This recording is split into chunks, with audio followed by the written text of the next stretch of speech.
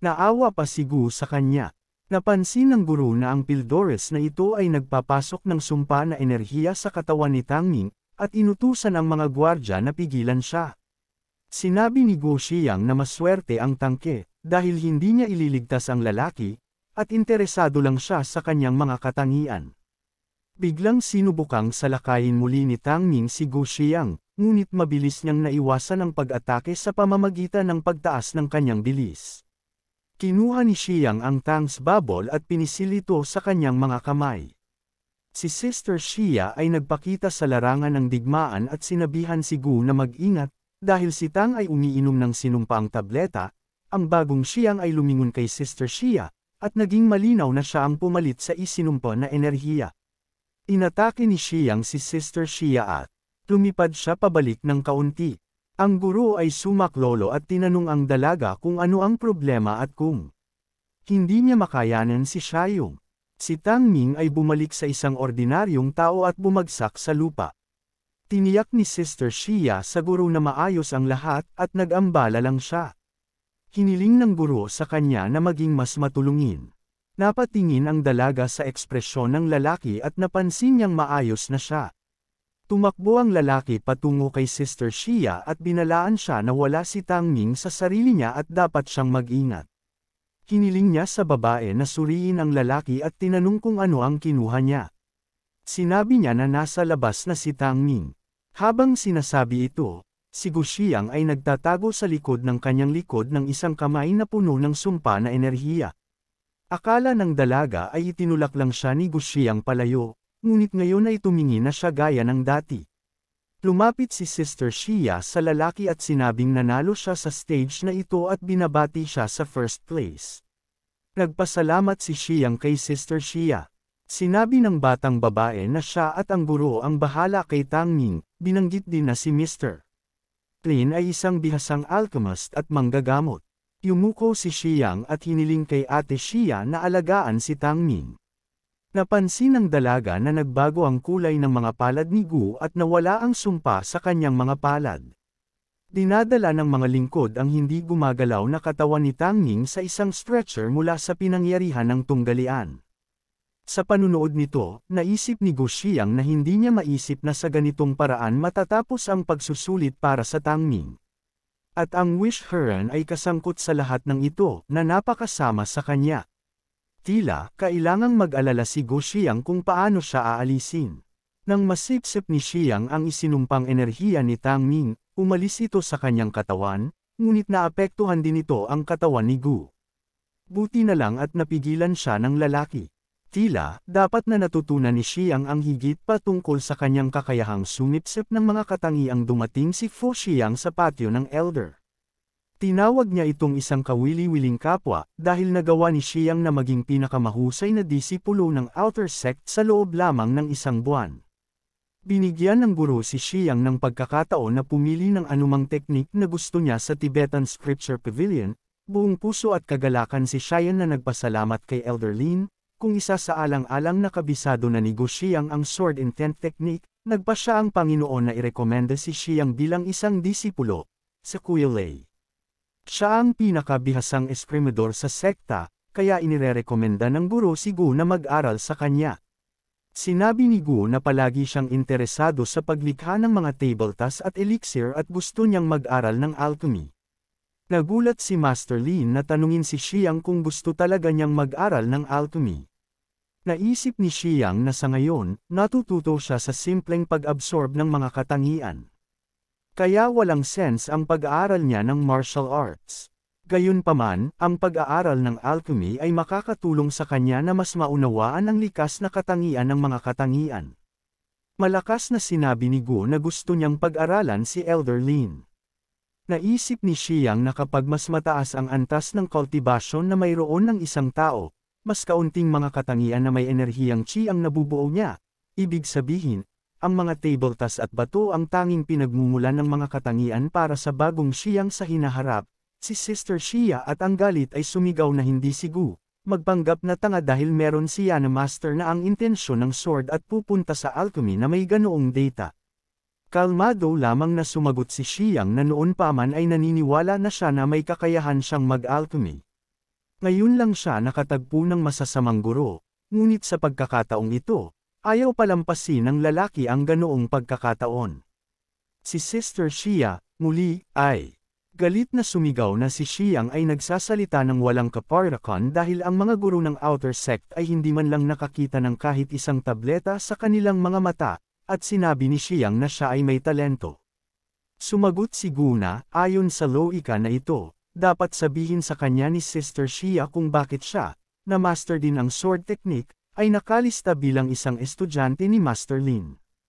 Nagsimulang magsalita si Sister Xia tungkol sa kung paano marahil ang alchemy ay isang takip para sa Xinyang, ngunit bago matapos ang kapatid na babae, sinabi ni Gu na mali si Sister Xia at ayaw sumali ni Xinyang sa mga alchemist. Para sa kanyang kapakanan, tumawa ang guro at sinabihan ang dalaga na itigil na ang alitan, dahil gusto ni Gu Xiang na mag-aral ng alchemy, papayag si Lin na maging kanyang guro. Ngunit sinabi ng Ginoo na ang katotohanan na ang parehong mga henyo ng Qingyan sect ay nasa ilalim ng utos ni Master Lin, maaaring hindi ito magustuhan ng isang tao. Sinabi ng elder na maaaring matuto si Xiang kay Sister Xia, at tutulungan niya siya sa paglilinang. Nagustuhan ni Xiang ang balitang ito. Hindi tulad ni King Wu na natulala sa ganoong desisyon ng guro. Sinabi ng guro kay Xiang na pumunta sa inner office at mag-check-in. May mga tao din doon na magbibigay ng bagong tahanan kay Gu. Nang maayos na si Xiang, kinailangan niyang pumunta kay Master Lin para simulan ang pagtuturo sa kanya ng alchemy. Yumuko si Gu at umalis para tuparin ang utos ng guro. Gayunpaman, pinigilan ng batang babae si Gu at sinabing may kausap siya. Tinanong ng batang babae si Xiang kung talagang mag-aaral siya ng alchemy, na positibong sinagot ni Gu. Aniya, pakiramdam niya ay wala siyang problema sa pagpasok sa susunod na antas, at ito ay tungkol lamang sa paglilinang. Binanggit din ni Xiang na ang paggawa ng mga tabletas at elixir ay mas mahalaga para sa kanya ngayon. Pinaalalahanan siya ni Sister Xia na nakipagpustahan sila ni Gu sa huling pagkikita nila, at ngayon ay dapat niyang tuparin ang alinman sa kanyang mga hiling. Inamin ng dalaga na sa lahat ng oras na ito ay hinihintay niya ang kanyang pagbabalik, at nagpadala pa siya ng tao sa isang panlabas na sect para hanapin si Xiang. Idinagdag din ng batang babae na ang pagpili ng isang guro ay dapat na seryosohin, at kung gusto ni Gu na mag-aral ng alchemy dahil sa nangyari sa pagitan nila, mas mabuting huwag na. Medyo nahiya si Xiang at sinabi kay Sister Xia na hindi niya naiintindihan kung ano talaga ang gusto nitong pag-aralan ang alchemy dahil sa tingin niya ay hindi siya masama dito. Tungkol sa taya, gusto ng lalaki na hilingin kay Sister Xia na irekomenda sa kanya ang angkop na sword technique, dahil sa oras na iyon, hindi talaga naiintindihan ng lalaki kung ano ang intensyon ng sword. Nagulat ang dalaga sa ganoong kahilingan at naalala niya na ang makakakuha ng first place ay nakakakuha din ng high-level technique. Sinabi ng batang babae na kilalang kilala niya ang Tibetan Scriptures Pavilion at ikalulugod niyang tulungan si Xiang na pumili ng magandang technique. Sinabi ni Gu na siya ay napakahusay. Busog kay Sister Xia, pupunta daw muna siya sa opisina, tapos sabay na silang pumunta sa pavilion. Pumayag naman ang dalaga. Sa opisina, may isang lalaki na curious na tumingin sa taong nakakuha ng first place sa exam.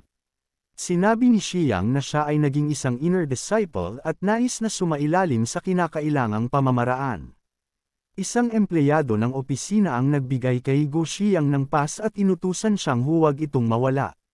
Sa anumang kaso, pinasalamatan ni Xiang ang empleyado sa pag-aalaga sa kanya. Sinabi ng lalaki na hindi ito mahirap para sa kanya at hiniling kay Xiang na sundan siya upang ipakita sa kanya ang lugar kung saan siya ngayon ay titira. Dinala ng manggagawa si Xiang sa isang uri ng rickety structure na walang pader.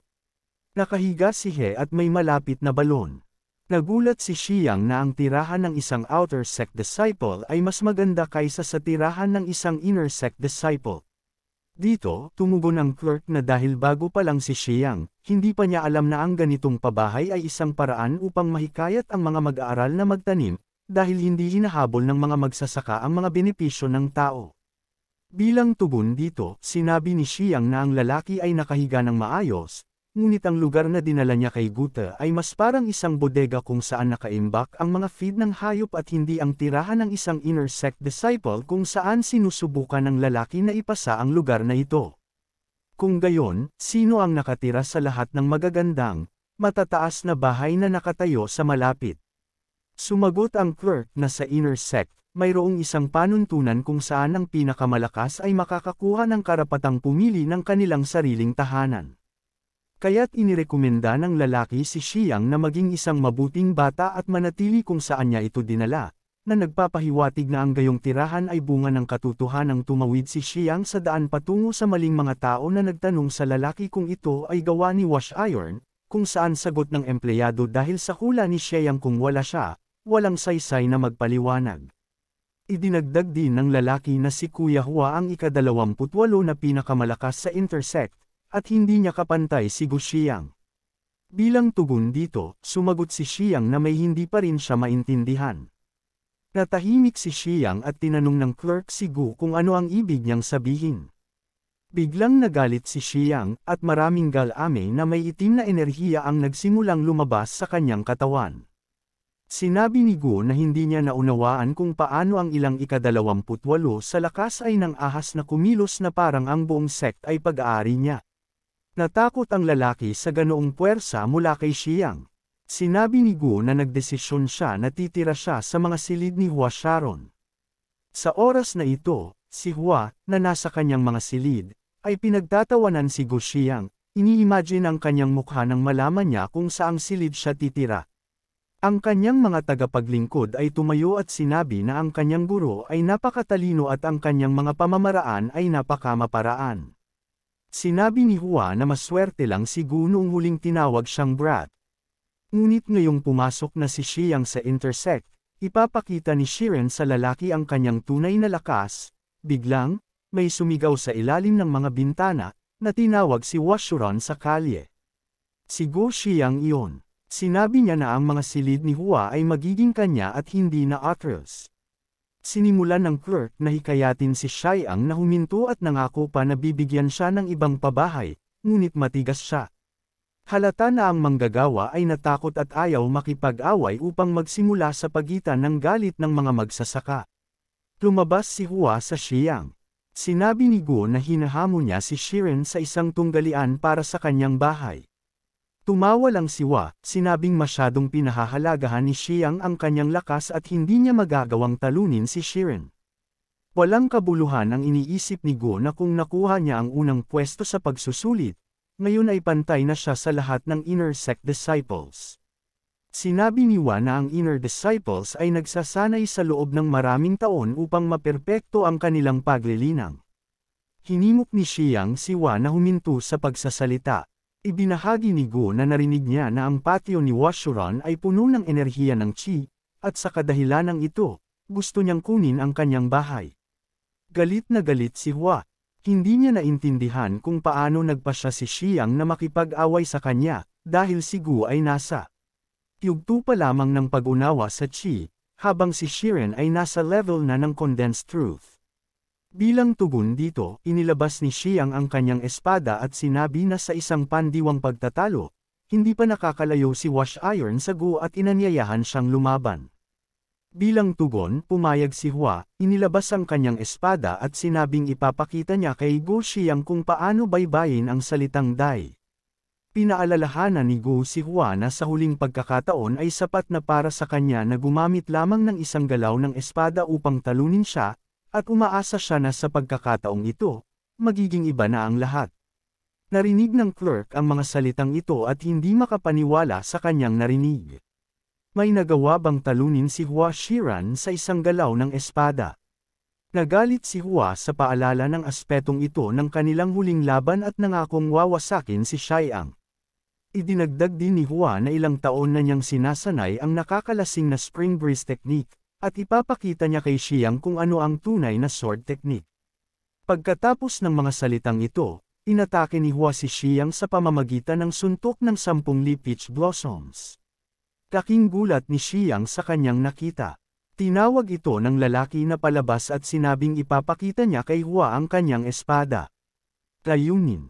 Napansin ng manggagawang nanunood ng laban na ang intensyon ng Sword of Gu ay tumutugma sa level ng guro. Sa huli, natalo si Hua kay Xiang at kailangan niyang ibigay sa kanya ang kanyang bahay. Binanggit ni Gu na para mapatay siya, binigyan pa ni Hua si Tang Ning ng isang sinumpaang tableta, at ngayon ay hindi na niya magagawang linangin ang empleyadong tinatawag na Xiang, ang bagong henyo ng Inner Sect, dahil nagawa niyang talunin si Hua Xiren gamit ang atake. Sinabi ni Shiren na walang makakapansin sa pagkamatay ng isang Outer Sect disciple na tulad ni Gu kung tapusin niya siya. Sinabi ni Xiang na minamaliit ni Hua si Go Xia na ang unang kagandahan sa sekta, ngunit hindi mananatili si Xiang dito. At sa pangkalahatan, sa kontinente ng Tan Yuan, sinabihan ni Xiang si Hua na umalis sa kanyang bahay dahil hindi siya papatayin ni Gu sa sekta. Ngunit kung mapansin ni Shiren si Xiang sa labas ng sekta, tapos na siya. Nagpasalamat ang empleyado kay Xiang at tinawag siyang tunay na bayani. Sabi ni Xiang makakalimutan niya ang nangyari kanina. Hiniling niya sa clerk na tulungan siyang ihanda ang bahay at ilabas ang lahat ng gamit ni Wash Iron.